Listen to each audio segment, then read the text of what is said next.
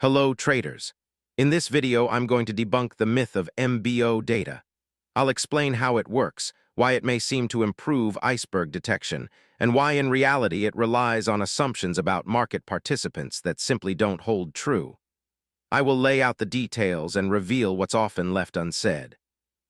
I'll also show what we developed instead to raise detection rates, based on real market data, which led to a highly advanced iceberg detector that stands as a leader in the industry, built on thorough study and deep analysis of iceberg behavior. What is an iceberg order? An iceberg order is a large order split into small, visible chunks. For example, a participant wants to buy 10,000 contracts, but only shows 100 at a time. Every time that 100 is executed, the broker or exchange refreshes the visible portion. Now, let's see in detail what is MBO. Unlike MBP, market by price, feeds that only give you aggregated volume at each price level, MBO streams deliver per-order granularity. Let's see the composition of MBO data one by one. Typical fields are order ID, a unique identifier for each order resting in the book. Side, whether it is a buy or sell. Price, the exact limit price of the order. Quantity, current visible size resting in the book. Event type, add, cancel, modify, or execution. Timestamps at microsecond or nanosecond granularity. Now, participant trader ID could be disclosed, or not, depending on exchange policy, sometimes anonymized, sometimes stable per participant. In this representation, you can see how MBO data is received on the feed. As you can see, each order now is separate and has an ID. As you can see, each price level now has several orders, each with associated data. Quantity, timestamp, and ID, instead of a single value with a quantity. Each of the boxes represents a single price level. In this diagram, you can see a classic Level 2 data stream and an MBO data stream side by side. With a normal Level 2 data feed, all those quantities are added, and a single aggregated quantity is sent to the end user as information. Let's see how Bookmap algorithm works, or any clone for the purpose. Let's go into each step in detail. The core has three parts: order ID tracking, replenishment sequence detection, and behavioral signatures. 1. Each visible order has a unique order ID. Track fills, cancels, and modifications for that ID. When an ID disappears, that order is gone. 2. Replenishment sequence detection. Watch a price level get consumed. Detect new orders with new IDs reappearing at the same price. Within a short window, cluster these reappearances as a potential refresh sequence. 3. Behavioral signatures. We are not going to talk about it now, since MBO data is not used, and we are focusing on the MBO data part. Let's see an example of unique order ID tracking. A buy order for 50 contracts at 4,200 is posted. Exchange assigns ID 45,231. 20 contracts trade, leaving 30 visible. Feed shows ID 45,231 now has 30. Then the order is canceled. Feed shows ID 45,231 cancel. This shows you can follow one order's life from birth, partial fill to cancel, because the ID stays constant.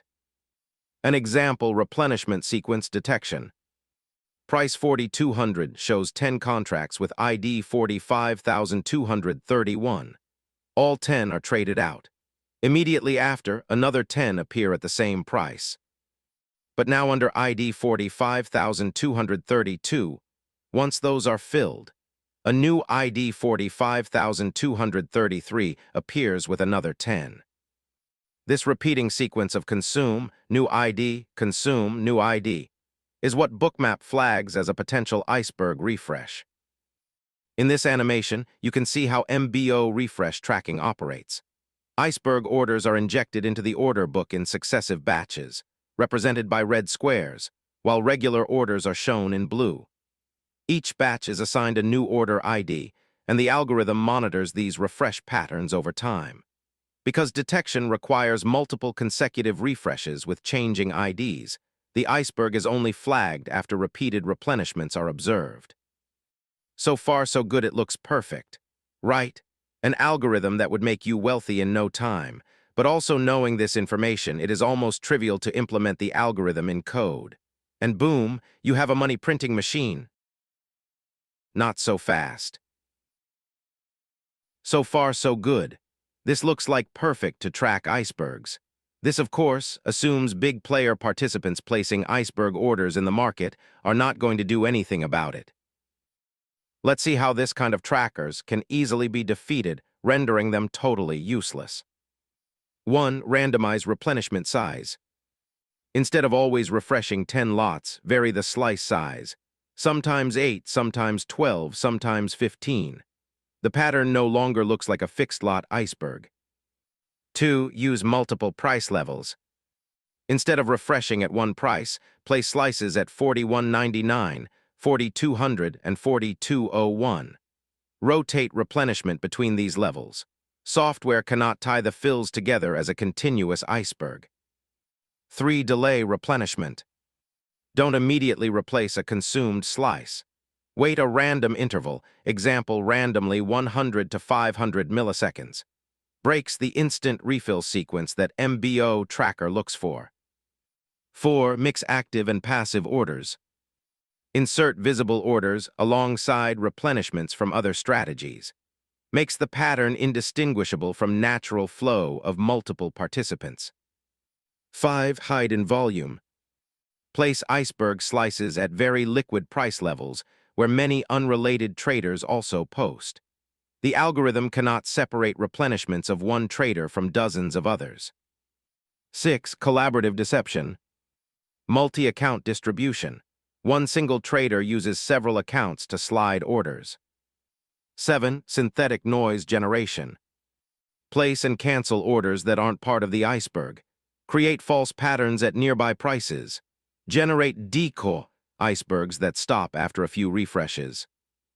We could go on. There are countless ways to bypass this detection, which makes it almost absurd to present it as a magic weapon in the markets. In reality, it's marketing, either to push software that is unlikely to deliver real trading benefits, or to sell retail traders a data feed that is equally unlikely to provide any lasting edge. It's equally absurd to assume that major players are unaware of these mechanics or don't understand their own business. Let's be blunt. If you believe institutional traders are clueless, the only one being foolish is you. But what can be done about it? Meet the king of the markets, the behavioral iceberg tracker. No tracking is flawless, and you should be aware of that. It is always a best guess. Behavioral tracking doesn't suffer from the same flaws as MBO-based tracking because it ignores fragile technical artifacts like order IDs and instead focuses on the persistence of liquidity under pressure. With MBO, detection relies on seeing one order ID disappear and another appear, which can easily create false positives when multiple traders post at the same price or false negatives when exchanges use native iceberg mechanics that refresh without generating new IDs. Behavioral methods bypass this by simply measuring whether visible liquidity keeps reappearing at the same level after repeated executions. If hundreds of contracts trade, but the displayed size remains almost unchanged, that persistence itself is the signature of hidden interest. This approach works regardless of how an exchange structures its order data, does not require expensive MBO feeds, and cannot be defeated just by ID handling, making it more robust and less dependent on feed quirks. Here is a table comparing both approaches. Bookmap's method is not purely MBO-based since it also includes a behavioral component, but the MBO element adds no real value. That is why we chose not to use MBO at all. The feed is more expensive and unnecessary. Instead, we opted for a smarter way, and we advanced the behavioral side to build a more effective tracker. As you can see in this simplified animation, traders place orders at different levels. Despite this obfuscation maneuver, which renders MBO tracking ineffective, our tracker can still detect the activity, at least to some extent, as it follows movement across price levels. This process is adjustable to adapt to different behaviors and different instruments. In this slide, you can see how fragmentation across price levels occurs and how the algorithm tracks those scattered orders placed by the institutional trader. The tracking is not perfect, but we chose this approach as the best option after careful consideration as it covers more types. The question that remains is, how do we deal with obfuscated icebergs? Short answer is filters, filters, filters. For other maneuvers, filters can neutralize their impact, and we have implemented several of them. One of the most important, developed in-house, addresses order speed, a factor where many other trackers completely fail. Let's see some filters in detail and how they can be used. Order size filter range allows focusing on the range of sizes in which the iceberg is being entered into the market. If an institutional trader is sending variable sizes, a range can be set to still capture the activity. This can help detect icebergs that are hidden within volume. Sweep filter allows detection of activity across a range of prices, where the institutional trader fragments orders across several ticks. Working time filter allows loading the same indicator multiple times with different parameters, enabling the capture of different types of icebergs depending on activity periods and liquidity flow during different market hours. Speed filter allows capturing fast-paced icebergs while discarding slow-paced normal orders. Behavioral trackers are immune to multi-account distribution. All the filters can be combined at the same time. In this regard, we can confidently state that our iceberg tracker indicator is among the best in the industry and second to none. It is also ready for any market without relying on limited data availability, like an all-terrain vehicle.